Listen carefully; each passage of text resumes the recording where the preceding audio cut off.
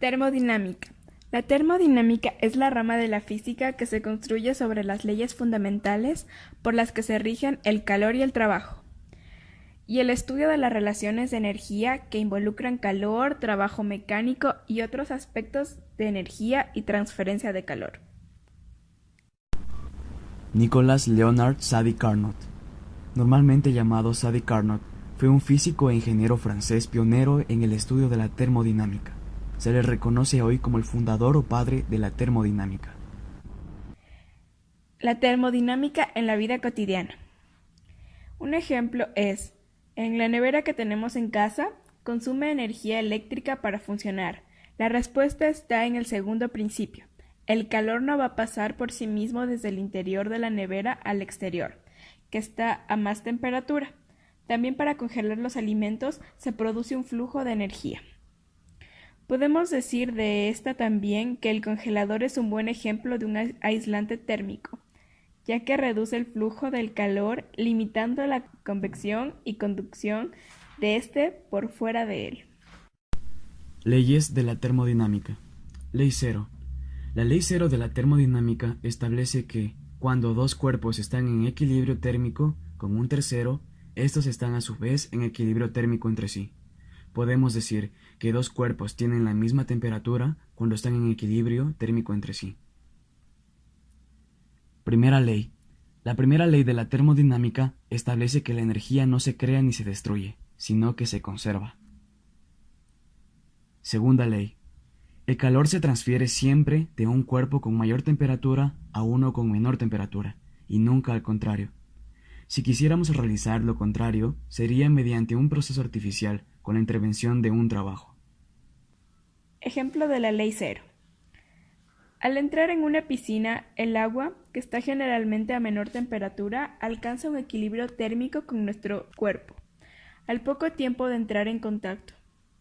Otro ejemplo de la ley cero es, al poner dos platos en el horno, se calientan solo hasta alcanzar la misma temperatura de este, y luego de alcanzar el equilibrio térmico, liberan la misma cantidad de calor que reciben, es decir, su temperatura no aumenta más que la del horno.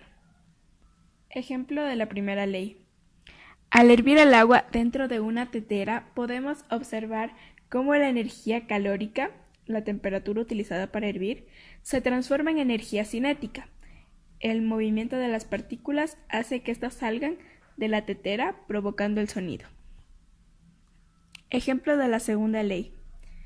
Esta ley se puede evidenciar en algo simple como poner nuestra mano en una mesa y sentir cómo el calor de nuestra mano se transfiere a la madera, quedando ésta a mayor temperatura. Centrándonos en la segunda ley de la termodinámica, tenemos el enunciado del flujo del calor. El calor fluye espontáneamente de una sustancia que está a una temperatura más alta a otro que está a una temperatura más baja, y no fluye espontáneamente en el sentido inverso. Como ejemplo, tenemos que un helado se derrite cuando se deja a una temperatura ambiente en un día caluroso. Además, cuando un refresco frío se calienta en un día de tiempo caluroso. El helado y el refresco nunca se vuelven más fríos cuando se deja en un entorno caliente, porque el calor fluye espontáneamente de mayor a menor temperatura. Es decir, el de mayor temperatura cede calor y el de menor temperatura gana calor.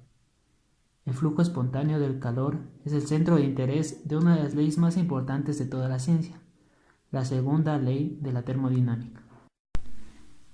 Por otro lado, es importante darse cuenta que la segunda ley de la termodinámica se refiere a un aspecto de naturaleza distinto del que corresponde a la primera ley de la termodinámica.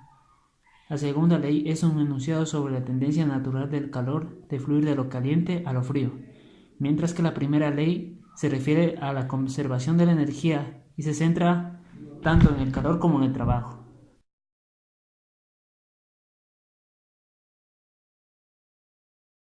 Materiales: agua helada, agua caliente, agua a temperatura ambiente, 3 vasos desechables y 3 Alka-Seltzer.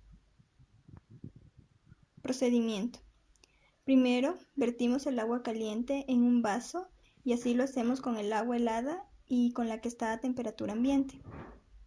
2. Ponemos un Alka-Seltzer en cada vaso.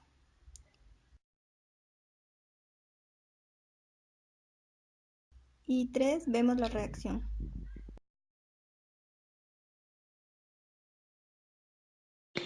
En cada sistema, la reacción es diferente.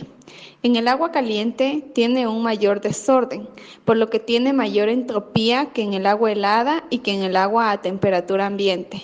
Y la irreversibilidad, en este caso, es la pastilla, la cual no vuelve a su estado original.